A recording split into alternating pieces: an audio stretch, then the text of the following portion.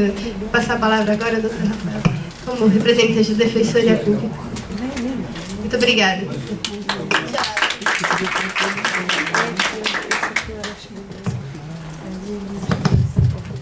Boa tarde a todas, boa tarde a todos.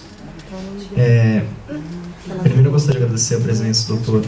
Otávio, né? É sempre um prazer receber os desembargadores, juízes, sobretudo da Escola Paulista da Magistratura, aqui na nossa casa, na Defensoria Pública, e agradecer também a presença da Gorete, também com muita felicidade, né, que a gente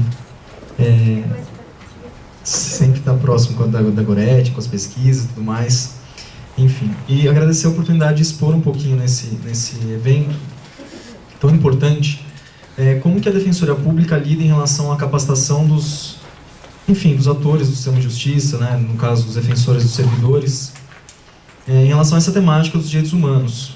Qual que é o papel da Defensoria Pública, qual que é a missão, sobretudo da Escola da Defensoria Pública, em relação a isso. Eu acredito, eu estava pensando um pouco no que expor nesse breve momento de fala. Eu pensei, poxa, na verdade, para nós, para quem ingressa na Defensoria Pública, seja como defensor, seja como servidor, já se exige muito antes de você começar a atuar nessa instituição, lá naquela fase de preparação para o concurso. Eu vou prestar o concurso para a Defensoria Pública. O sujeito olha lá o edital e está lá, direitos humanos. Então, a temática dos direitos humanos, ela já é algo que começa a entrar nessa necessidade de capacitação daquele que virá a ser defensor público desde antes do ingresso, né? E isso é algo que me chamou a atenção quando eu prestei meu concurso lá há quase 10 anos. Eu olhei e falei, poxa, cai direitos humanos na Defensoria Pública. Eu não tive direitos humanos na faculdade. Direitos humanos enquanto matéria específica não é algo corriqueiro nas faculdades de Direito no Brasil, né? Não é algo que se aprende como se aprende Direito Civil, Direito Penal ou outras matérias mais clássicas nas faculdades de Direito. Direitos humanos é uma coisa relativamente nova nas faculdades de Direito no Brasil. E aí eu falei, bom, e agora? O que eu faço? Eu nunca tive isso na faculdade, vou ter que começar a estudar do zero. Estudei, enfim. Descobri ali que existem tratados internacionais de direitos humanos, a importância disso, né? Então, isso vai começando a entrar na própria atuação do profissional da Defensoria Pública desde antes do ingresso. E, na verdade, por que disso, né? Qual que é a razão disso? São duas razões que eu consigo antever aqui em síntese. A Defensoria se preocupa com a defesa de população vulnerável, ela tem uma atuação que lida ali com diversos interesses contra-majoritários, e a essência dos direitos humanos é justamente essa: você defender uma população vulnerável, defender direitos, defender dignidade humana.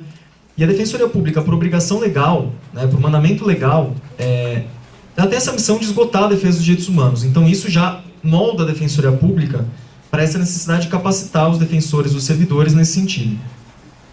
E é interessante porque isso acaba moldando a própria estrutura da Defensoria enquanto instituição. Então nós temos, por exemplo, o Núcleo de Direitos Humanos, um núcleo específico só para lidar com essa questão, e que talvez seja um dos núcleos que mais abastece a Escola da Defensoria Pública enquanto temas. Vamos discutir o direito à água enquanto direito humano, vamos discutir o direito à moradia, o direito da população em situação de rua. Isso acaba influenciando toda a capacitação que vem a posteriori do ingresso. A Defensoria ela não se limita à atuação no ordenamento jurídico brasileiro. Então, se, por exemplo, o defensor ele quiser acionar uma corte internacional, a Comissão Interamericana de Direitos Humanos, nós temos que ter essa capacitação preocupada com isso, preocupada com esse foco do esgotamento dos direitos humanos em todos os graus, inclusive internacionais. Então, isso tudo vai mudando a função da Escola de Defensoria Pública enquanto centro de capacitação. A gente tem que ter essa preocupação de capacitar defensores e servidores para essa temática.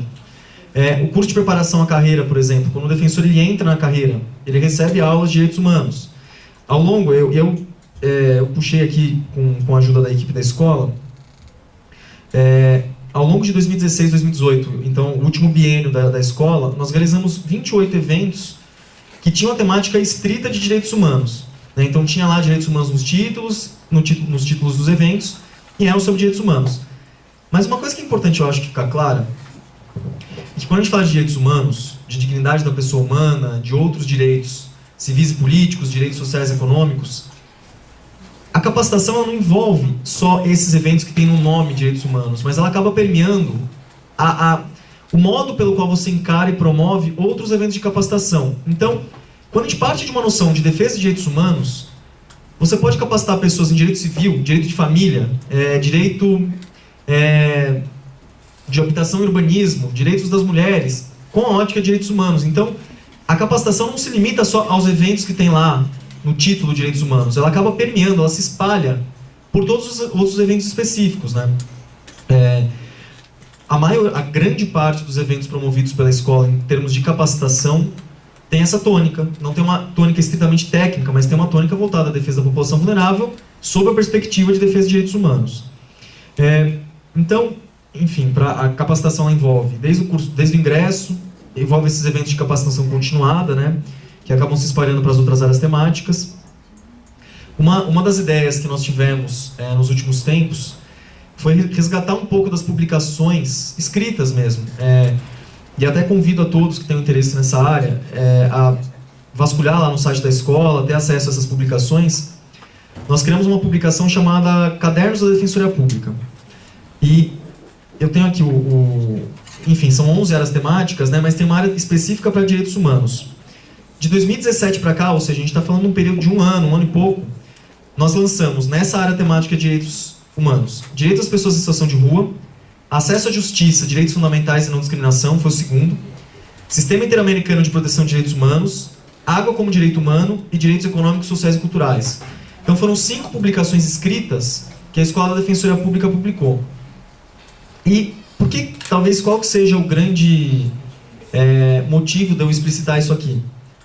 Não se tem uma produção escrita para embasar peças jurídicas ou para que alguém que queira estudar direitos humanos sob esse ponto de vista mais técnico, não são tantas assim as publicações escritas na produção brasileira. É algo que tem começado algumas décadas para cá, mas não é algo tão difundido. Então, a Escola da Defensoria Pública acabou adotando essa ideia de publicar e de registrar essas posturas nos cursos, essas posturas que os defensores acabam encabeçando na atuação jurídica ou extrajurídica, mas de registrar isso enquanto material, porque de nada adianta produzir um evento aqui, várias palestras super interessantes, e esse material acabar se perdendo, né? Então a ideia de registrar isso é de fato de começar a construir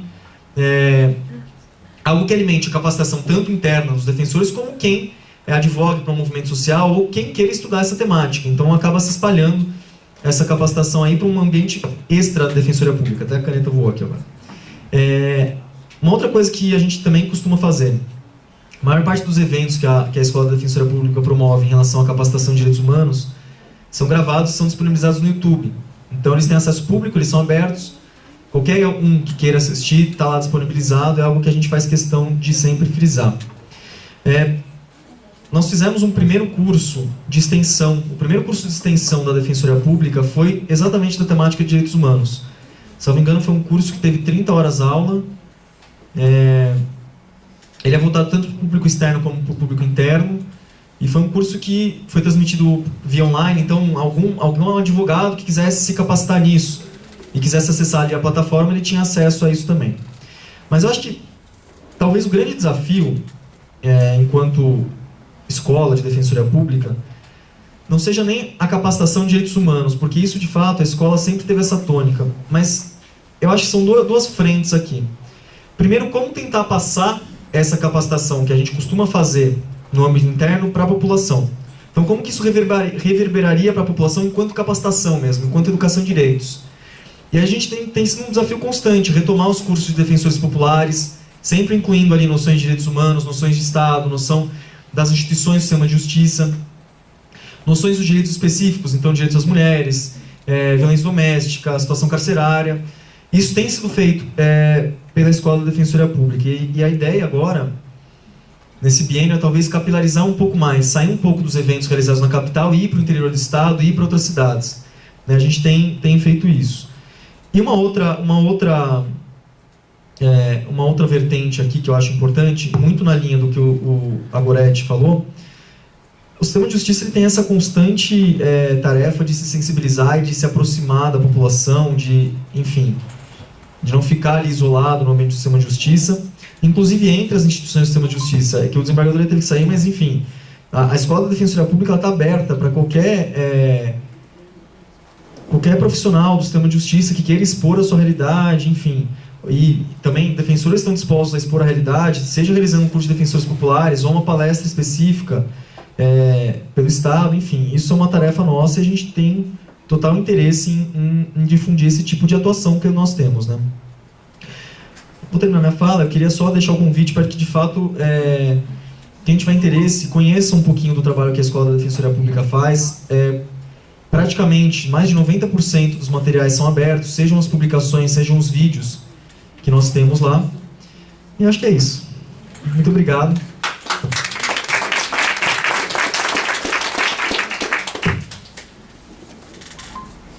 Obrigada, Rafael. A Defensoria participou bastante, né, assim, no nosso eixo, né, a gente teve a participação de representantes do Núcleo de Direitos Humanos, da IDEP, enfim. Foi um processo muito importante e as experiências da Defensoria Pública em termos de capacitação, em termos de diálogo com movimentos sociais, embasou muito dos eixos que a gente construiu, muitas das diretrizes do eixo que a gente construiu, né? Muitas diretrizes foram construídas a partir da própria experiência da Defensoria Pública. Então, foi bastante importante partilhar, né, conosco. E aí a ideia, né, é que tenha mais interlocução com os outros atores, né? A gente teve a presença do doutor Otário, mas no grupo mesmo a gente infelizmente não tinha um representante, né, do TJ participando, né? A gente não teve representantes da magistratura participando, que sentimos bastante falta, porque muitos dos casos trazidos, né, assim, no nosso levantamento de diagnósticos, né, o papel dos juízes era muito importante na afirmação dos direitos humanos, né? Uma delas, né, e aí um exemplo que aparecia quando a gente falava da inter-relação das instituições eram os casos de desocupação, né, de desocupações que são processos realizados pela polícia, né, de reintegração de posse, enfim, geralmente com várias situações de violência, né, e abuso. E aí todos os atores envolvidos nesses processos, né, sobretudo os juízes, deveriam se ater aos conflitos colocados, né, que não estão só no fato das pessoas estarem ali naquelas ocupações, né, está no fato de a gente também não ter políticas adequadas, enfim, né, de moradia e tudo mais. Então, como os demais atores, que a gente percebeu no nosso diagnóstico, é como os atores dessas instituições, seja segurança pública e justiça, não dialogam entre si, né? E um exemplo era justamente esse, né? E os policiais, alguns que participaram, falavam que se sentiam incomodados de terem que ir, né, e fazer esse trabalho, mas era uma ordem legal, né? Então, como a gente fica aí também restrito, né, uma questão que muitas vezes está ferindo direitos humanos e não está promovendo, está sendo contradizendo, né, aquelas funções daquelas instituições. Eu vou encerrando, então, a mesa, né? Mais uma vez lamentando a ausência, né, dos representantes da Secretaria de Segurança Pública, do Ministério Público, aqui, para a gente firmar mais esse compromisso com o plano, né? E, mais uma vez, colocar à disposição para continuar esse diálogo, essa comunicação e essa construção do plano, não só aqui, mas para fora, né? No exercício, como a gente discutia bastante no eixo, né? Transformar direitos humanos para além da teoria, né? A gente exercitar direitos humanos no dia a dia, que é o grande desafio. Teoria a gente aprende, enfim, né? Fala bem e tal, mas a praticar direitos humanos é o nosso grande desafio. E aí, com instituições que trabalham segurança pública e justiça, é fundamental exercitar isso diariamente. Então, eu agradeço mais uma vez a oportunidade de estar aqui. Obrigada.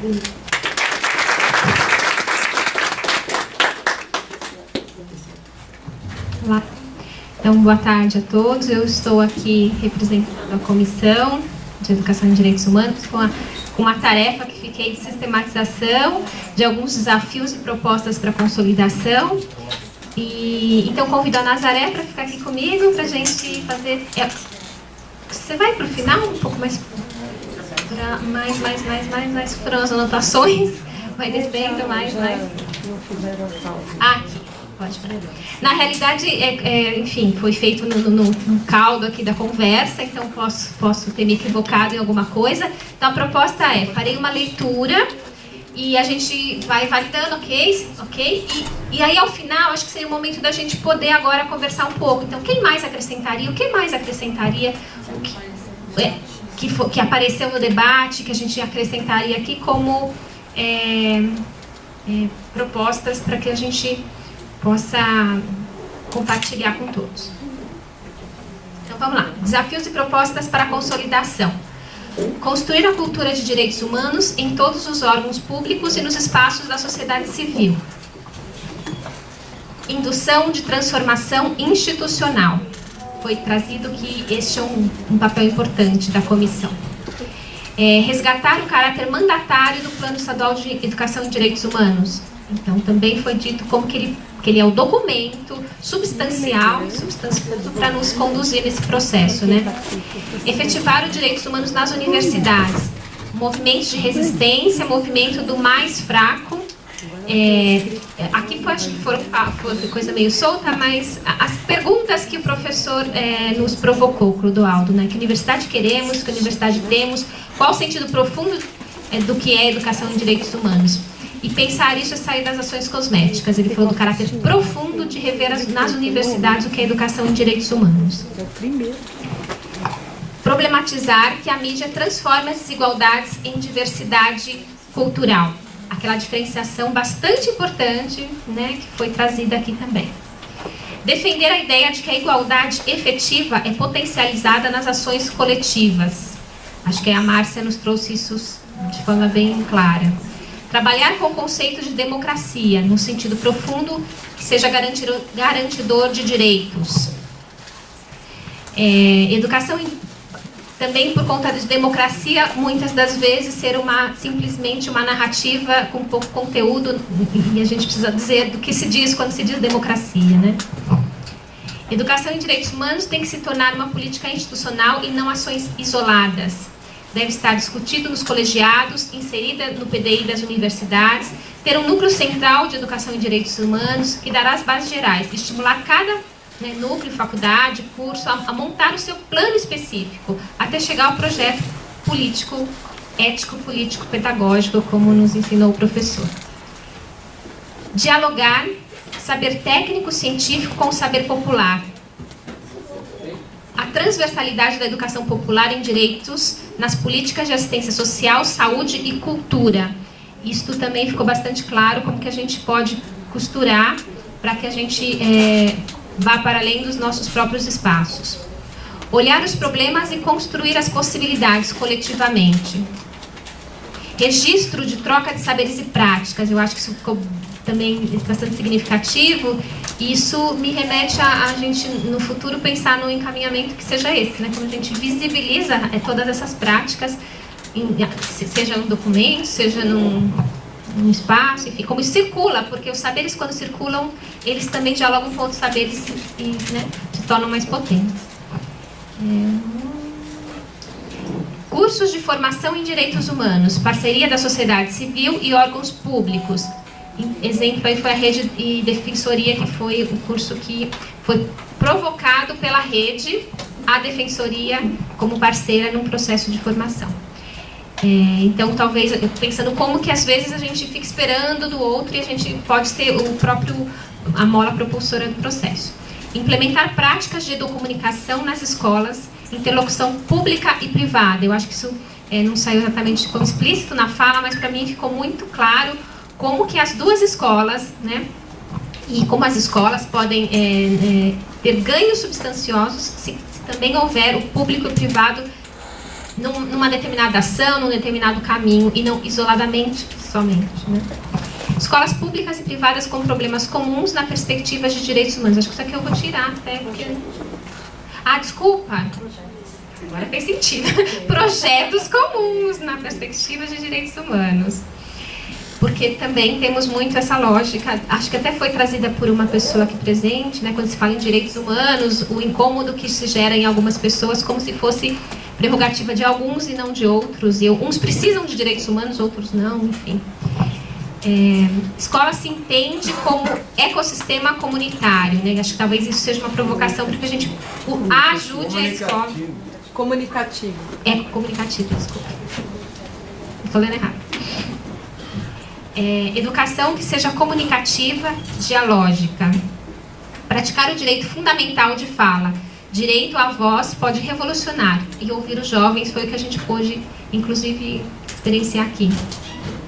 Educação em direitos humanos seja discutido com o protagonismo de todos, movimento popular, educação e mídia. Como a gente costura isso, né? Então, essa proposição. Educação em direitos humanos se faça em perspectiva, lúdica, participativa e feliz. Linda frase. Linda frase. Escola se entenda como ecossistema comunicativo.